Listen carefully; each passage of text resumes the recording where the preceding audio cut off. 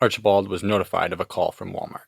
It didn't surprise him that something had happened there. Black Friday was always a mess. Every year, without fail, there was calls from multiple stores. What did surprise him was that the janitor had found a dead body in the storage room.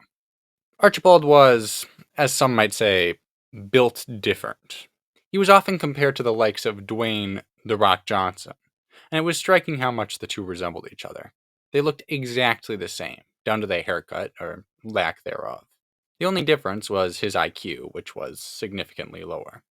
He found this useful as he was the head inspector with the police department, and it was generally a good thing to be for intimidation purposes. Sophia Millard was, as some might say, built different. However, it normally didn't help her as she was a janitor at Walmart. This situation was not normal. This came to Archibald's attention right when he walked into the room with the deceased in it. The room was massive, with pallets on shelves only forklifts could reach, though there was little on them. What also came to his attention was the fact that the room had the deceased in it, although it took him a few seconds. Well, what's all this then? Inquired Archibald, in a voice that was a mix between Dwayne "The Rock" Johnson and Boris Johnson. When there was no reply, he tried again. Well, what's... He stopped when he noticed Sophia shaking her head, crying. Righty-o, he said, motioning for her to be taken off the scene. He would have to deal with her later. Having done this, he examined the body. Almost immediately, he noticed that he couldn't notice anything. There appeared to be no blood, and no blood meant that he would have to get a professional, as he was not good at forensic investigation. This annoyed him, just as the coroner generally did. He contemplated this until someone yelled at him. Should we check the tapes? Yelled one of the other officers. Should we check the tapes? Yelled one of the other officers. Do I like tea? He yelled back. Of course you should check the tapes. He got up and walked with them to the security office. When they arrived, they saw an employee surveying the murder scene with mild interest on the monitors. Having got back his usual high ground, Archibald cleared his throat. Rather than quickly spin around, as someone caught in the act usually does, the employee preferred a slow turn. This irritated Archibald because he wanted this to be over. Bugger off, he said. I'd rather not, said the employee. Unfortunately for him, this was Archibald's area of expertise. What did you just say to me, you little employee? I'll have you know I graduated top of my class in the Navy SEALs, and I've been involved in numerous secret raids, and... This monologue had its intended effect, and the security guard became a lot more lenient. No, said Archibald. Have you seen anything strange today? Besides this, of course, a guy stole a TV. State Farm was recording a commercial. Another guy... Yes, said Archibald hurriedly, but anything related to a murder? Who knows? Maybe the person who stole a TV smashed it over... Archibald walked away. Although Archibald knew nothing about, anything, but specifically forensic investigation, he strolled back into the room with the dead body, this time taking in the whole scene. He noticed the crappy bathrooms for employees. He noticed the broom propped next to a TV that was suspiciously damaged. He noticed the forklift lifting a crate of Japanese instant spaghetti. He noticed John Cena sizing him up from the corner. All perfectly normal. When he saw a stack of math homework, he checked his pocket watch and decided it was time to retire for the night. When Archibald woke up in the morning, after eating his 10-egg omelet, the first thing on his agenda was an interrogation. While he knew a janitor was a force to be reckoned with, he still had to try. Detective Archibald slammed the door open, cleared the room in 2 strides, and slammed a file folder on the table. He sat and stared the person across it in the eye, one eyebrow raised. All right, Sophia R. Miller, you were found next to a dead body. You were the only person present. You are the main suspect. You could be looking at life in prison. Well, only one of these statements was technically correct. It couldn't hurt. You better start talking. He thought this was pretty good. She clearly thought otherwise. I've told you all I know. I was doing the cleaning, and after I finish my section of the store, I go back to sweep a mess I was notified of. I'm headed towards the mess, and I see a body. I call the cops and the story. Does it occur to you that we have multiple other witnesses and security tapes? Are you sure there's nothing else you want to tell me? Again, this wasn't true, but it sounded good and, sometimes worked. Nope, said Sophia. Archibald continued to be annoyed. Exiting the room, Archibald was immediately notified that there were critical developments. The coroner's report had come back. He was handed a copy and told the murder might be linked to a theft. He grabbed a donut from a conveniently located tray and headed into his office. They didn't have tea or biscuits, only coffee. Archibald had petitioned many times for tea and biscuits, but on all occasions he had been turned down. The report had some useful information. It started out with the main fact that there was no ID on the body. It rambled about how hard the report was to make. The rest was that the victim was one 52-year-old flow progressive. She had 2 broken ribs and crushed lungs, making it likely she was hit with a heavy blunt object. She died around 7 o'clock, an hour before the store closed. She was rich. The biggest thing, however, was that the body had been moved. Having learned this, he wanted to see the security tapes even more, and so he set out for the crime scene again. When he arrived, there were a couple people he didn't recognize talking to the other officers. He inquired about this. "Well, well, well," Archibald yelled. "We'll solve this then." This was, in fact, one of his favorite things to say. He was quickly answered. "Potential witnesses," said one of the civilians in a normal voice, due to the fact that he was standing right next to them. Archibald gave one of the officers a look, and he shrugged, so he continued inside. He went directly to the security room, and was not surprised to find the same guy from yesterday. This time, when he was told to bug off, he did so, and Archibald started searching for footage from around 7 o'clock last night. This proved a challenge for 2 reasons. Number 1, he didn't know how to work the system, and number 2, there was no footage from 6 until 10. After double-checking this, he notified another officer and went to find the security guard. Archibald found him almost immediately. He had simply moved from one office to the other. When he saw Archibald, he groaned. "Suppose you'll be kicking me out of here, too." "On the contrary, my dear sir, I have a few questions for you." "About?" "About why there are 2 hours of missing footage." "Oh, that." The guard stretched out across the chair he was sitting on.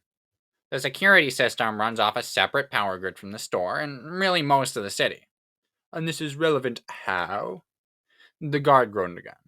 "System went down till 6. Couldn't leave the store because security went out. It was down until the store closed, and I had to just got it back up when you barged in." Archibald could see that he was going nowhere, and decided to go question the witnesses he had seen earlier. It turned out there was no need for this. He was told that they had simply gone shopping the day of the murder and that they had seen nothing. Something about them bothered him still, though, so he started a chat with one of his friends on the force. "How did they know there was a murder?" asked Archibald. "It wasn't in the paper. I should know." "Things have a way of getting out," said John, "but it's concerning they knew." "I think I need to go question these witnesses," said Archibald. "They must know something we don't." He walked off without waiting for a reply. Archibald did some digging into the people he had seen with the officers. It turns out they were a pair of twins with a minor criminal history. Having suspicions, he went to their apartment and knocked on their door. An eye looked through the peephole. He heard a noise as if someone looking through a peephole had seen Dwayne, the Rock Johnson, and had jumped back in surprise. The door opened. "I thought I saw Dwayne the Rock Johnson outside my door and jumped back in surprise," said the person who was opening the door. "It's always a good thing to look like Dwayne the Rock Johnson in my field of work," Archibald replied. "What field of—" His eyes drifted down to Archibald's uniform. "Oh, that field of work. Why don't you come in?" He flopped down on a leather armchair next to his sister. "I'm Jake from State Farm," said Jake from State Farm. Jake from State Farm wore a red State Farm shirt with a white collar. "And your sister?" inquired Archibald the Rock Johnson. "I'm Jessica from State Farm," cut in Jessica from State Farm. Jessica from State Farm wore a red State Farm shirt with a white collar. "Right," said Archibald. "And I heard you were filming commercials." "Why are you here? Do you suspect us of anything?" asked Jessica. "If it's going to be that kind of conversation, I'd like a cup of tea," said Archibald. Archibald strolled to the kitchen net, and noticing that there was no tea, took out his emergency Lipton tea kit, and began to make tea. It took a few minutes, and making a note to buy more sugar for the kit, he borrowed some from the container on the sink. He walked back down and sat on the State Farm branded sofa. "So," said Archibald, "a certain Flo Progressive was murdered a couple nights back. Were you associated with her in any way?" "Flo from Progressive?" Jake laughed. "What do you think?" "Flo from Progressive?" Archibald asked. "What's she got to do with this? We're talking about Flo Progressive." "Same person," said Jake. "Big publicity stunt a few years back. Changed her name." "I see," said Archibald. "So what were you doing that day at Walmart?" "Filming a commercial," Jessica said. "It was about how State Farm's great rates could help you get through difficult situations, like doing a bike trick in a crowded store." There were safety measures in place, I assure you. Archibald thought he saw Jake shoot Jessica a look. He was annoyed that he couldn't read his expression and therefore was oblivious to the silent conversation. Right, he said. We have reason to believe that you saw something. Me? No, you. No, you! Retorted Jake from State Farm. Jessica stopped him before anything got too heated. In any case, I have reason to believe you saw something, and I'd like to know what it was. Nope. Can't and won't talk. Then what if I showed you this? Said Archibald accusingly, holding up a picture of a broken TV. The box has your fingerprints on it. You don't have my fingerprints, said Jake in a calm voice. It was worth a try. So, what do you actually want from us? Asked Jessica. I've already told you, and we've already answered. You leave me no choice, said Archibald. I didn't want to have to do this. Do what?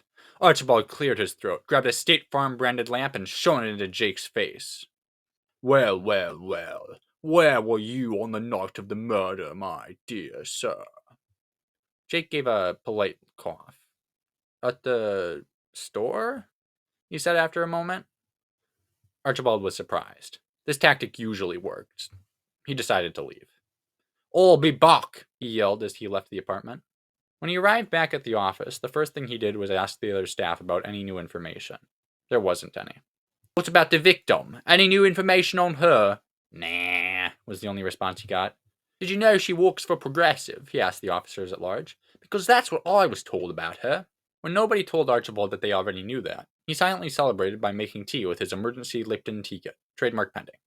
Having done this, and feeling more confident than ever, he called up Progressive Insurance, sat through the 2-hour-long wait time, and requested to be put directly through to the CEO of Progressive Insurance.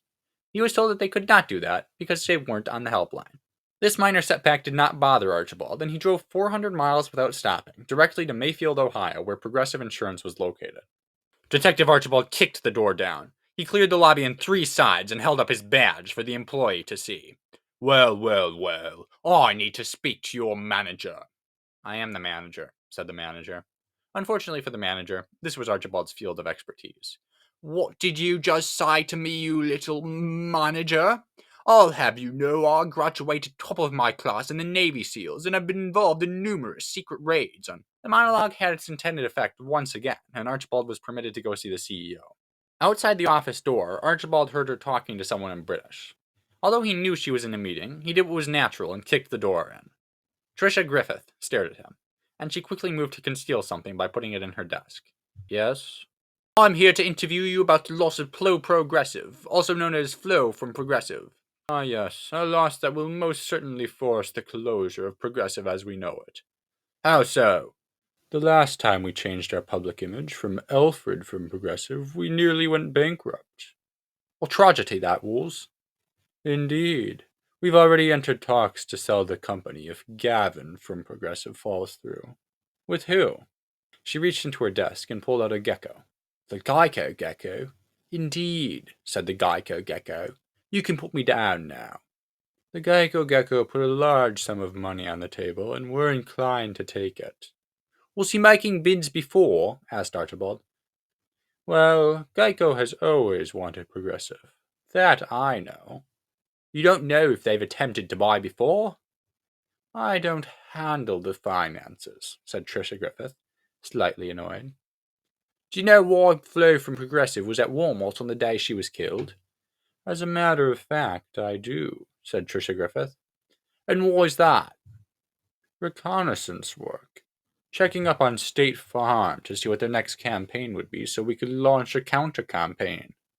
I say, said Archibald. Anything else you want to talk to me about? As a matter of fact, there is, said the Geico Gecko in that stupid British accent. How do I know whoever did this isn't coming for me next? Archibald made a mental note to make his British accent less like the Geico Gecko. We're working on it. When Archibald arrived back home, he drank several cups of tea. This helped calm his nerves while he went over what he had in his head. He now knew it had to be someone in the insurance industry after Flo from Progressive, but he still hadn't talked to Limu, Emu, and Doug from Liberty Mutual, or the General from General Insurance. Even the Duck from Aflac eluded him. Archibald drank some coffee. When Archibald arrived at the office the next morning, right after he settled in, he heard a knock on the door. When he opened it, the BFI, the Butterfinger investigators, walked in. Morning, said Archibald. What can I do for you today? It's more what we can do for you, said Hugh Dunnett. Hugh Dunnett was a striking man. He wore a blue suit and sported a fashionable mustache. And what is that exactly? Asked Archibald. We represent State Farm, said Allie Byes. They'd like to make a deal. Aunt? Asked Archibald. What does this have to do with my current case? State Farm would like to exchange crucial information in exchange for complete anonymity. So, what is it? I cannot disclose that information until I have an agreement. Fine, said Archibald in a vaguely American accent. Who is it? Jake from State Farm. The commercial was being filmed, and due to the subject matter of the commercial, it was naturally dangerous. Flo was simply in the wrong place at the wrong time. Do you have hard evidence? Indeed. Still not buying it, said Archibald. You know what I think happened? What? Said he, with one eyebrow raised. Flo was doing reconnaissance work for Progressive. You know how it is. Hugh nodded. She would have been more careful, Archibald continued. Let me paint a picture for you. Jake from State Farm is getting ready to do his stunt. Flo is watching. She is nicely inconspicuous. Jake starts his stunt. Flo is watching. At the peak of Jake's flip, he notices her.